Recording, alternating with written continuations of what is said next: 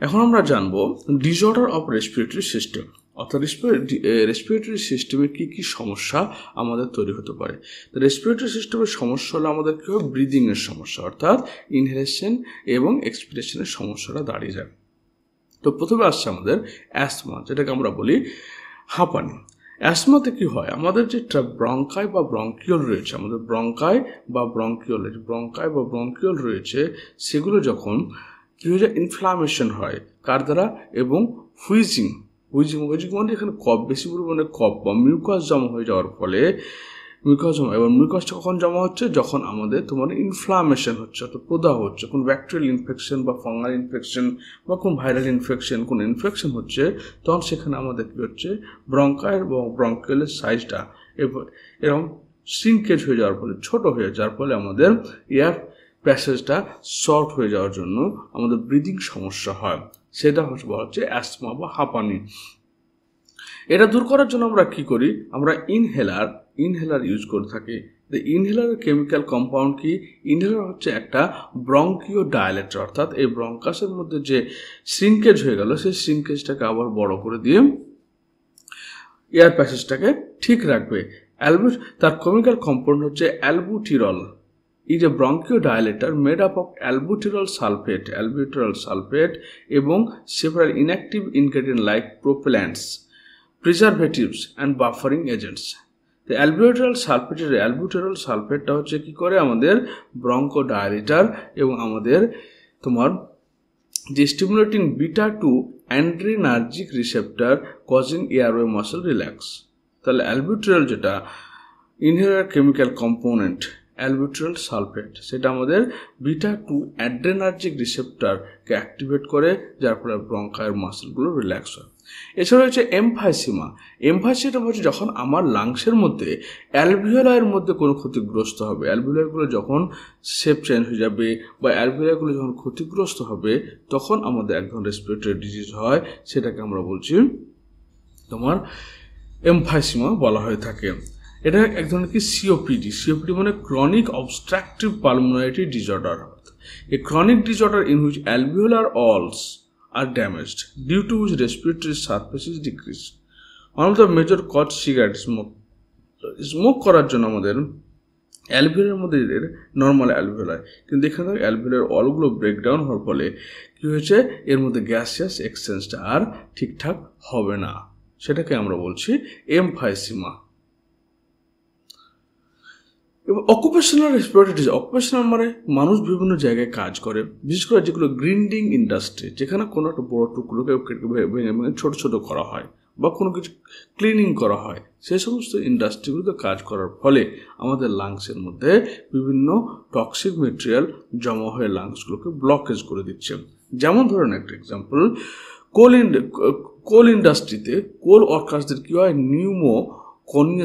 Pneumoconiosis বলে disease হয়, কারণ এদের ব্ল্যাক লাং ডিজিজ, নিউমোকোনিওসিসকে ব্ল্যাক লাং ডিজিজও বলা হয়ে থাকে, কারণ এখানে কি হয়, কয়লার গুঁড়ো আমাদের লাংসের মধ্যে জমা হয়ে যায়।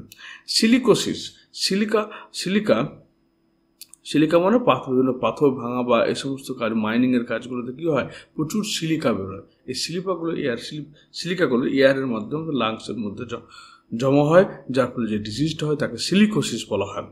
Occupational asthma that is caused by exposure at work such chemicals and proteins. বিভিন্ন কেমিক্যাল ইন্ডাস্ট্রি বা বিভিন্ন হাই প্রোটিন তৈরি ইন্ডাস্ট্রিগুলোতে তোমার যে ডিজিজগুলো হয় সেটা হচ্ছে অকুপেশনাল অ্যাসমা। তার বিসিনোসিস ডিজিজ হচ্ছে also known as brown lung disease. তাহলে ব্ল্যাক লাং ডিজিজ হয়ে গেল কোল ওয়ার্কার্সদের নিউমোকোনিওসিস, আর বিসিনোসিস হচ্ছে তোমার brown lung disease linked expose cotton ইন্ডাস্ট্রিতে, অর্থাৎ চট তৈরি করা ইন্ডাস্ট্রি যে রয়েছে সেখানে যারা চার্জ করে তাদের কী হয়, বিসিনোসিস ডিজিজ হয়। এবার farmers lung disease, A type of hyper sensitive pneumonitis that occur from inhaling moldy hay or other moldy organic material, particularly agriculture setting. যারা এগ্রিকালচার ফিল্ডে কাজ করে তাদের ক্ষেত্রে কী হয়, এই ফার্মার্স লাং ডিজিজটা হয়, যেখানে কী হয়, তোমার বিভিন্ন কাদা বা মাটির ধুলোবালিগুলো নাকের মাধ্যমে আমাদের লাংসের মধ্যে জমা হয়। তারপর হচ্ছে হাইপার সেন্সিটিভ নিউমোনিটিস, এটা allergic reaction lungs caused by inhaling specific airborne substance like molds or bacteria, অর্থাৎ যাদের অ্যালার্জির সমস্যা রয়েছে, যারা বাইরে থেকে বিভিন্ন মোল্ড মানে এখানে ছত্রাককে বোঝানো হচ্ছে, বা ছত্রাকের রেণু বা ব্যাকটেরিয়া ইনহেল করার ফলে যাদের ডিজিজগুলো হয়ে থাকে। Mesothelioma, a type of lung cancer is strongly linked by asbestos exposure, যারা অ্যাসবেস্টস তৈরির কারখানায় কাজ করে তাদের মেসোথেলিওমা ডিজিজ হয়ে যায়, যেটাকে অ্যাসবেস্টোসিসও বলা হয়ে থাকে। এবার সিওপিডি কি? Chronic obstructive pulmonary disorder, long term occupational exposure particular dust and fumes. Dust এবং ফিউমসের এগেনস্টে লং টার্ম যারা কাজ করছে তাদের ক্ষেত্রে এই সিওপিডিগুলো হয়ে থাকে। এছাড়া আরও বিভিন্ন ধরনের তোমার সিমটম দেখা দেয়, সেগুলো হচ্ছে যেমন রাইনাইটিস বা ল্যারিনজাইটিস, এগুলো এক ধরনের সিমটমস। তো রাইনাইটিস বা ল্যারিনজাইটিসে কী হয়, আমাদের নোজ, ফ্যারিংস বা ল্যারিংসে বিশেষ করে মোর সলিবল গ্যাসের সালফার ডাইঅক্সাইড অ্যাবজর্ব হয়ে যায়। তার ফলে কী হয়, আমাদের upper respiratory tract mucous membrane causing oedema and mucus, মানে আমরা যার কী হচ্ছে বিভিন্ন পলিউটেড গ্যাস সেগুলো আমাদের ল্যারিংস, ফ্যারিংস বা নোজে যাওয়ার ফলে সেখানে আমাদের মিউকাস জমা হয়ে যায়, মিউকাস তৈরি হয়ে যায়, যেটাকে যার ফলে আমাদের কনজেশন হয় এবং শ্বাসপ্রশ্বাসে অসুবিধা হয়, সেটাকে রাইনাইটিস বা ল্যারিনজাইটিস বলা হয়। এবার ট্র্যাকিটিস, ব্রঙ্কাইটিস আর ব্রঙ্কিওলিটিস, যখন লার্জ পার্টিকেল, যে পার্টিকেলের সাইজ হচ্ছে 10 মাইক্রোমিটার বেশি, সেগুলো যখন আমাদের লাংসের মধ্যে ডিপোজিট হয়, বিশেষ করে ট্রাকিয়াতে বা ব্রঙ্কাই বা ব্রঙ্কিওলে, তখন আমাদের কি হয়, সেই ইনফ্লামেশন হয় এবং এয়ার প্যাসেজগুলো বন্ধ হয়ে যাওয়ার ফলে আমাদের ব্রিদিংয়ের সমস্যা দেখা দেয়। অ্যাস্থমা, ক্রনিক পালমোনারি ডিজিজ, এটা কখন হচ্ছে, যখন আমাদের কোনো অ্যালার্জেন্স, যেগুলো আমাদের অ্যালার্জি তৈরি করে, সে ডাস্ট হতে পারে, পোলেন অ্যালার্জি হতে পারে, এগুলো যখন আমাদের নাকের মধ্যে যায়, নাকের মধ্যে দিয়ে রেসপিরেটরি ট্র্যাক্টে যায়, তখন আমাদের এই ডিজিজ হতে পারে।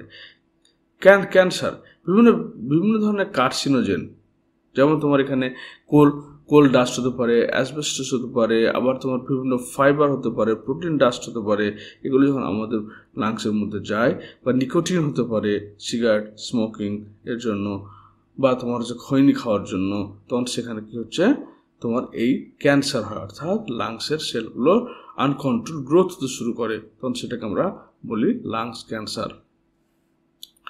তারপর হচ্ছে আমাদের ইন্টারস্টিশিয়াল ডিজিজ, যখন 10 মাইক্রোমিটারের নিচের যে পার্টিকেলগুলো রয়েছে আমাদের নাকের মধ্যে দিয়ে কোথায় চলে যায়, সেগুলো অ্যালভিউলার ডাক্ট বা অ্যালভিউলায় চলে যায়, তখন আমাদের কি হয়, সেখানে গ্যাসেস এক্সেস না হয়, আমাদের শ্বাসকষ্ট দেখা দিতে পারে।